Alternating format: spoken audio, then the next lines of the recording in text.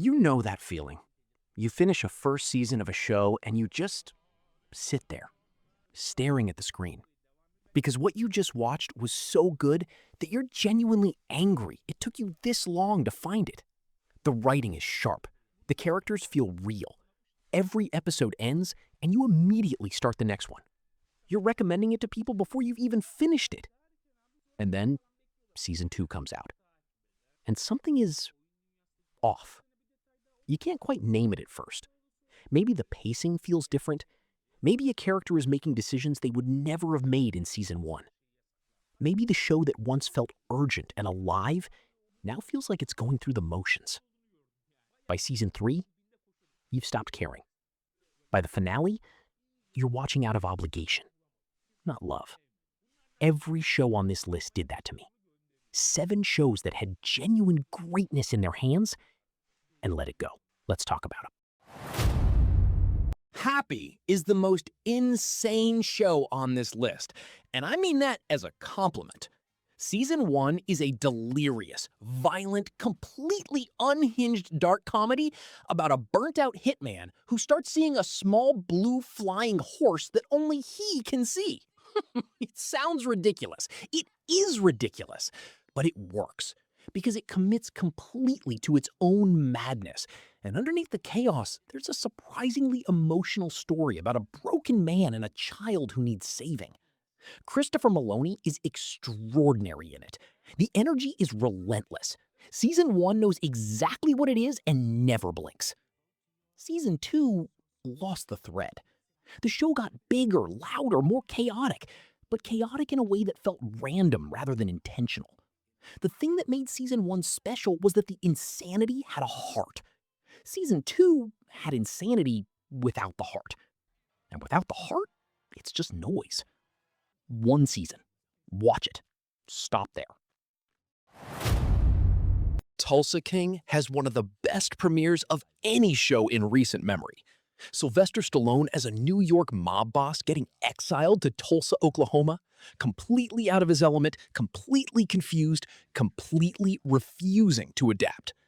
The fish out of water premise works because Stallone plays it with genuine charm and a kind of weathered dignity that you don't expect. Season 1 is funny, warm, and surprisingly character-driven. It doesn't overstay its welcome, it knows its tone. Season 2 started expanding the world in ways that diluted everything that made Season 1 work. More plot lines, more characters, more noise, and less of the specific contained story that made you fall for it in the first place. It became a show that forgot why you liked it. Season 1 is genuinely worth your time. After that, your call. Killing Eve Season 1 is one of the most electric pieces of television of the last decade. Villanelle, played by Jodie Comer, is one of the greatest characters ever written for television. Funny, terrifying, vain, completely unpredictable. The cat and mouse dynamic between her and Sandra Oh's Eve is unlike anything else on TV at the time. The writing is sharp. The tension is real. Every episode feels like it could go anywhere. Then Phoebe Waller-Bridge left as showrunner after Season 1. And you can feel it immediately. Season 2 is fine, watchable, some good moments. But the specific energy, that dangerous, almost playful electricity between the 2 leads, starts to fade. By Season 3, it's a different show wearing the same costume. By Season 4, it's almost unrecognizable. This is the clearest example on this list of what happens when the person with the vision leaves. Killing Eve Season 1 is a masterpiece. Everything after is a diminishing return. From is genuinely one of the most unsettling horror premises on television right now. A town in the middle of nowhere that people can't escape. Every night, creatures come out and try to get in. Nobody knows why they're there, what the creatures are, or how to leave. The atmosphere in Season 1 is suffocating in the best possible way. The mystery feels like it has real depth behind it. Here's the problem. By Season 2, and especially Season 3, it becomes clear that the show is expanding its mythology faster than it can answer questions.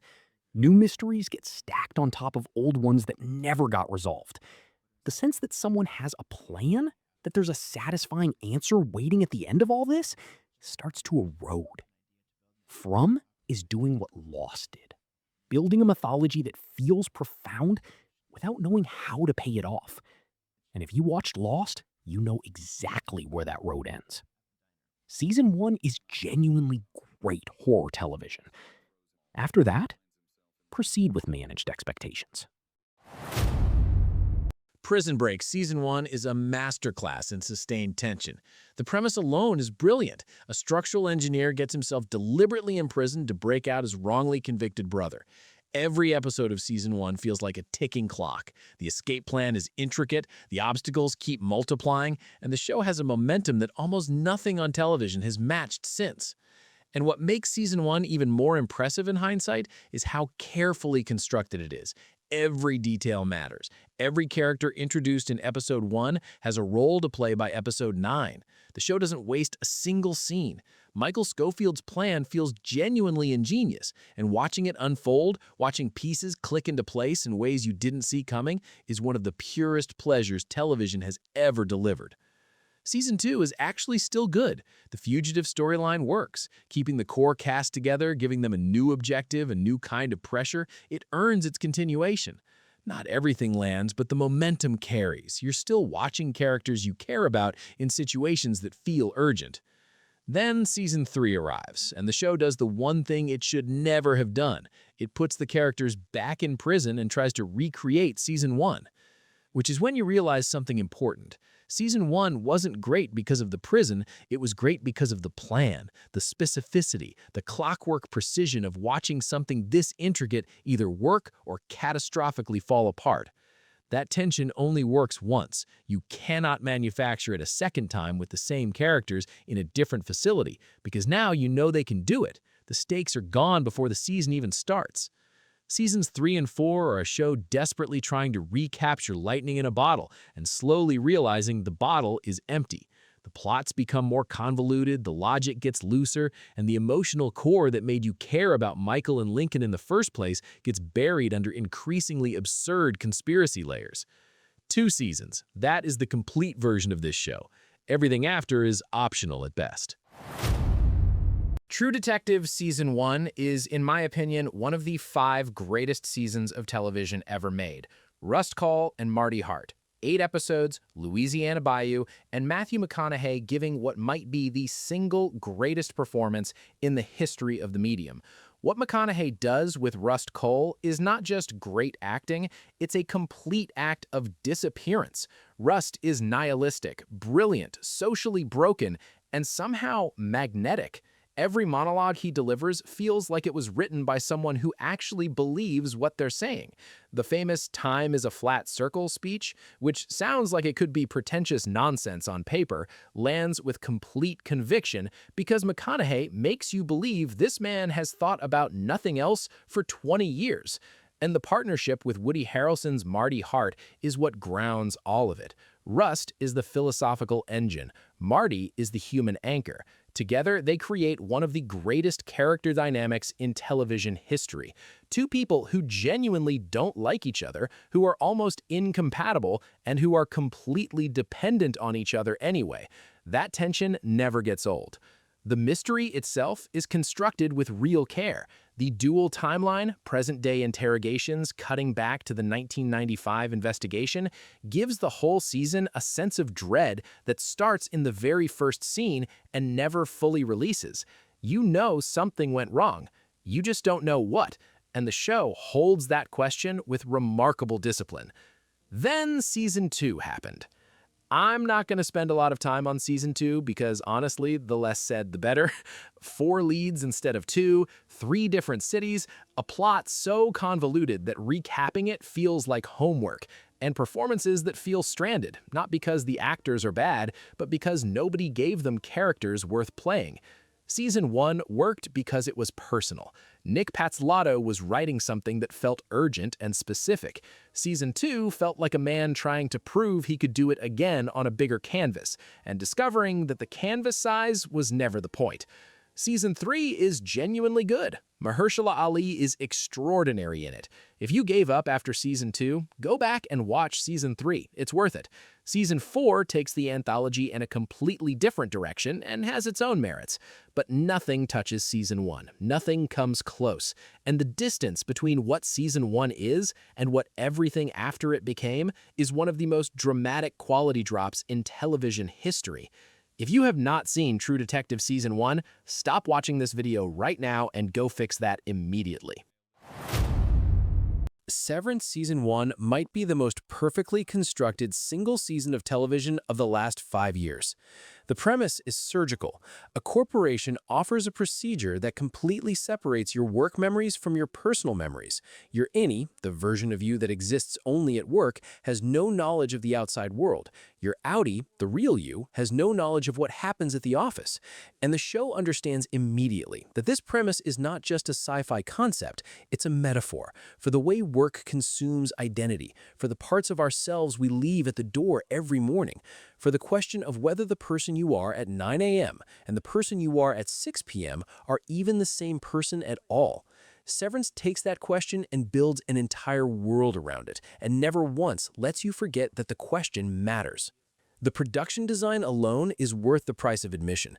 The Lumen Industries offices, that sterile, pastel, retro, futurist corporate nightmare, feel like nowhere else on television. Every hallway, every fluorescent light, every motivational poster feels deliberate. The show's visual language is doing as much work as the script. And the performances are immaculate across the board. Adam Scott as Mark, carrying brief in both his innie and outie lives in completely different ways. Britt Lower as Helly, furious, desperate, magnetic.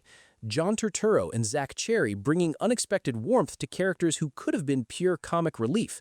Patricia Arquette being genuinely unsettling in every single scene she's in. The Season 1 finale is one of the best single episodes of television I have ever watched. The way it uses the show's own premise against you, the way it recontextualizes everything you thought you understood, is a piece of genuine craft. I watched it twice in the same night. Then Season 2 came out. And this one hurts the most, because the people who made Season 1 are still there. Same showrunner, same cast, same visual language. Nobody left, nobody got replaced. And yet, Season 2 lost the one thing that made Season 1 extraordinary: restraint. Season 1 trusted its premise completely. It let the mystery breathe.